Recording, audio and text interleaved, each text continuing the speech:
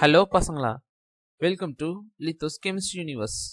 After a long time, we are going to see one video, okay? So, இன்னைக்கு என்ன பார்க்க போகிறோம் அப்படின்னு பார்த்தீங்கன்னா எல்லாருமே ஹாஃப் போர்ஷன் டெஸ்ட்டுக்கு ரெடியாக இருப்பீங்க ஓகேவா? ஸோ உங்களோட board examination is nearing. So அதனால் படிக்க ஸ்டார்ட் பண்ணலாமா? ரைட்.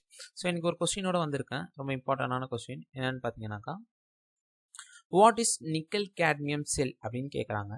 கேட்டுட்டு state it's one of the merit over lead storage cell, write the overall reaction that occurs during the discharge of the cell அப்படின்னு கேட்குறாங்க. சரியா?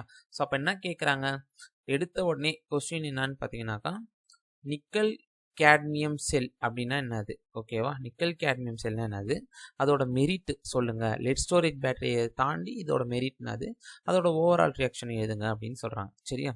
ரைட். ஸோ இதோட இது பார்த்தீங்கன்னாக்கா, ஃபஸ்ட் எடுத்தோடனே இது வந்து ஒரு ரீசார்ஜபிள் செல் அப்படின்னு சொல்கிறாங்க. அது பேர் என்னது, இட் இஸ் ஆன் ரீசார்ஜபிள் செல். ரீசார்ஜபிள்னா நமக்கு தெரியும், அதாவது அதை திரும்ப திரும்ப நம்மளால் சார்ஜ் பண்ண முடியும், ஓகேவா? It consist of cadmium anode and metal grid containing nickel oxide acting as a cathode, ஓகேவா? ஸோ அப்போ நம்ம எழுதிக்கலாமா, என்னென்ன தெரியுமோ அதை எழுதிக்கலாமா? ஃபஸ்ட்டு ஒரு எலக்ட்ரோட்னாலே ஒரு ஆனோடு இருக்கணும், ஒரு கேத்தோடு இருக்கணும், ஓகேவா? ஸோ அப்போ நிக்கல் கேட்மியம் செல்லை பொறுத்த வரையில் ஆனோடில் என்ன இருக்குதான், ஆனோடில் நமக்கு கேட்மியம் ஆனோடு இருக்கு, ஓகேவா? ரைட். கேத்தோடில் வந்து பார்த்தீங்கன்னாக்கா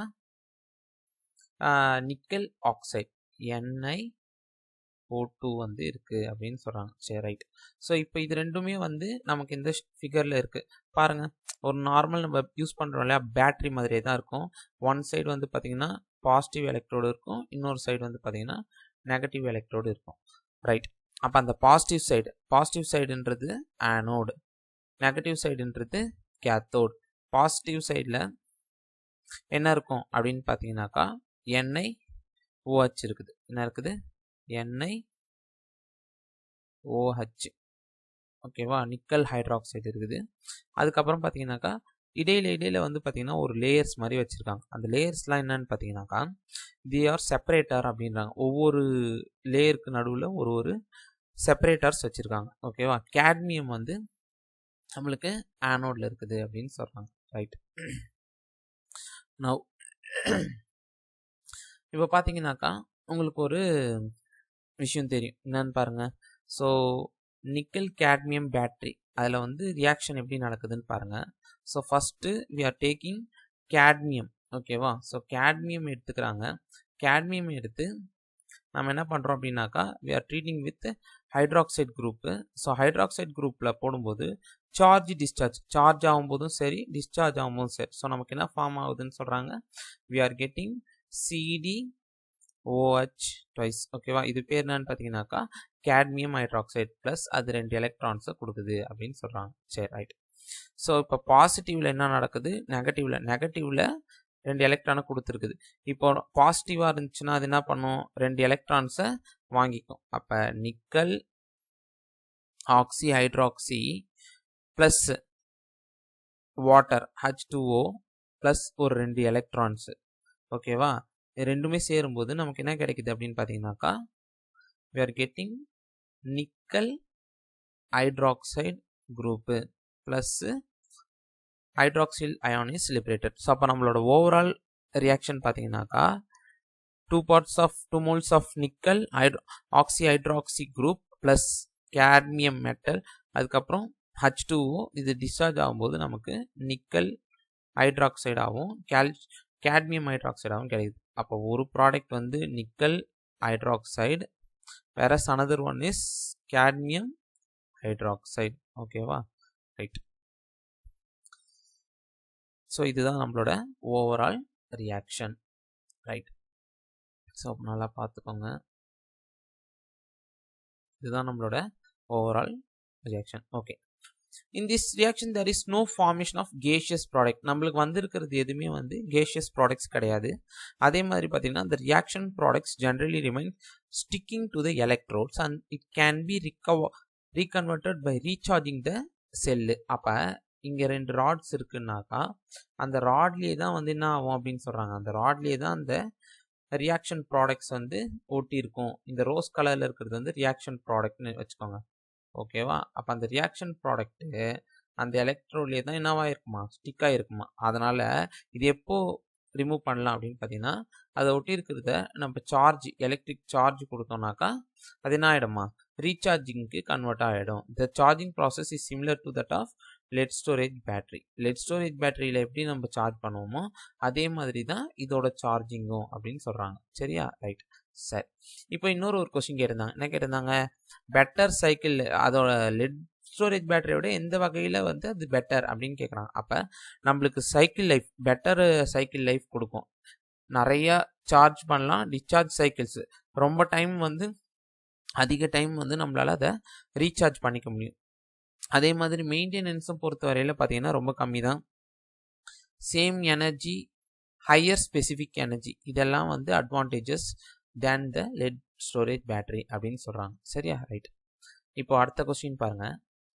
இது ரொம்ப ஒரு இம்பார்ட்டண்டான கொஸ்டின். ஒரு ப்ராப்ளம் மாதிரி கேட்டிருக்காங்க. என்ன கேட்குறாங்க, silver is electro deposited on a metallic vessel of surface area 900 cm² by passing a current of 0.5 ampere for 2 hours அப்படின்னு கேட்டிருக்காங்க. Calculate the thickness of silver deposited given that it density. So density கொடுத்துட்டாங்க. அப்போ டென்சிட்டியை வச்சு நம்ம போடுற மாதிரி இருக்கும். சரியா? ஸோ என்னென்ன இருக்குது அப்படின்னு பார்த்துக்கலாம். So silver is electro deposited on metallic vessel.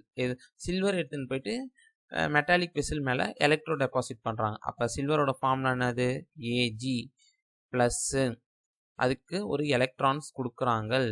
Electrons கொடுக்கும்போது நமக்கு அது என்னவா ரெடியூஸ் ஆகும், AG plus is converted to AG. So AG ப்ளஸ்ஸாக இருக்கிறது எலக்ட்ரான்ஸ் இழந்திருந்த ஆக்சிடேஷன். இப்போ அது எலக்ட்ரானை கெயின் பண்ணுது. இந்த எலக்ட்ரான்ஸ் போயிட்டு இது கூட சேரும்போது it is converted as silver which is in solid phase. Thus quantity of electricity required to deposit 1 mole of Ag.